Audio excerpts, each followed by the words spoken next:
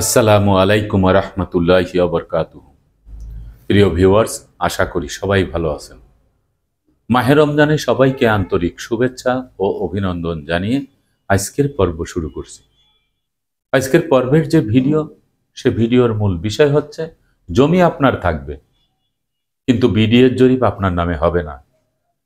কি কারণে বিডিএর জরিপ আপনার হবে না আর জমি কেনই আপনার থাকবে, এ বিষয় নিয়ে বিস্তারিতভাবে আলোচনা করব। তাই ভিডিও না টেনে সম্পূর্ণ ভিডিও দেখার জন্য অনুরোধ রইল। আর ভিডিও দেখার পরে যদি ভালো লাগে, মন চায়, তাহলে চ্যানেলটি সাবস্ক্রাইব করে পাশে থাকা বেল বাটনটি অন করে দিয়ে আমাদের সাথেই থাকুন। প্রিয় ভিউয়ার্স, জমির মালিক আপনি, জমির দলিল আছে, জমির দলিলের সাথে আপনার রেকর্ড খতিয়ান যে কয়টা থাকার কথা সে কয়টা ধারাবাহিকভাবে সুন্দরভাবে মালিকানার চেইন ঠিক আছে। যেমন আপনি সম্পত্তিটি ক্রয় করেছেন 1992 সালে। 1992 সালের আগে আমাদের দেশে দুইটি জরিপ হয়েছে, সিএস খতিয়ান, এসএ খতিয়ান। এই সিএস খতিয়ান, এসএ খতিয়ান সহ আপনি যার কাছ থেকে সম্পত্তি ক্রয় করেছেন তার যদি দলিল থাকে, তাহলে সেই দলিলের সাথে সিএস খতিয়ান, এসএ খতিয়ানের সম্পৃক্ততা রয়েছে মালিকানার। তো আপনি সম্পত্তি ক্রয় করেছেন, এখন এই সম্পত্তি পরবর্তীতে এসে একটি রেকর্ড অন্যের নামে হয়েছে, আপনি রেকর্ডটি সংশোধন করেন নাই, আপনি খাজনা দিতে পারতেছেন না, আপনার সম্পত্তি পতিত অবস্থায় পড়ে আছে, অথবা অন্য কোনো ব্যক্তি সম্পত্তি ভোগ দখলে রেখেছে, বিভিন্ন কারণে আপনার সম্পত্তি আপনার কাছ থেকে হাতছাড়া, বা আপনার দখলে আছে কিন্তু রেকর্ড অন্যের নামে হয়েছে, এরকমও হতে পারে। এই সকল কারণে বিডিএস জরিপটি আপনার নামে হবে না।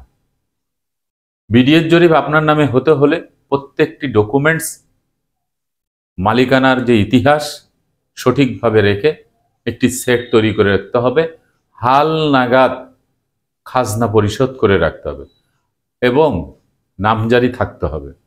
এখন আপনার নামে নামজারি নেই বা আর একজনের নামে রেকর্ড হয়েছে, আপনি 5-10 বছর খাজনা দিচ্ছেন না, বিভিন্ন কারণে জমি খাস খতিয়ানে চলে গেছে, এই সকল বিষয়ে এই সকল জমি আপনার নামে বিডিএস জরিপ হবে না, কারণ আপনার ডকুমেন্টসে ডেফিসিয়েন্সি, ঘাটতি রয়েছে, যার কারণে এই বিডিএস জরিপ আপনার নামে হবে না।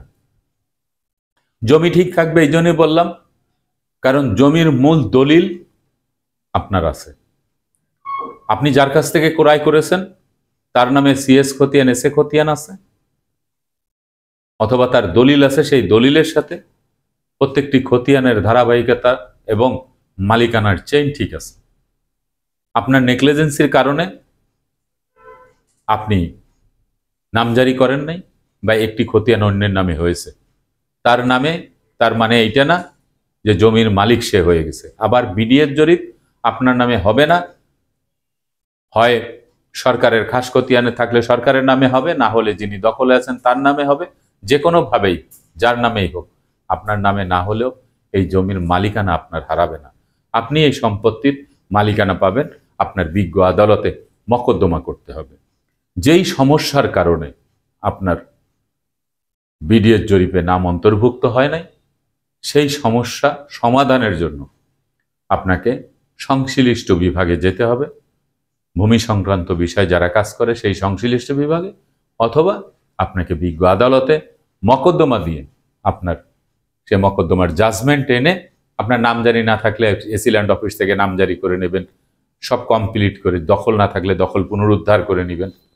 তারপরে অটোমেটিক্যালি আপনার সেটেলমেন্ট থেকে আপনার পরবর্তীতে বিডিএস জরিপ আপনাকে করে, বিডিএস জরিপ যদি আগে হয়েও থাকে, আপনার ম্যাপ বা নকশা, আপনার খতিয়ান সব কিছু রেডি আছে। এখন যেহেতু তথ্য প্রযুক্তির জামানা, যে কোনো সময় অনলাইনে আপনার নাম সংশোধন করে আপনাকে দিয়ে দেবে। মালিকানা হারাবেন না, কিন্তু বিডিএস জরিপ হবে না যদি ডকুমেন্টসে ঘাটতি থাকে। প্রিয় ভিউয়ার্স, আশা করি আপনারা এই বিষয়টি বুঝতে পেরেছেন।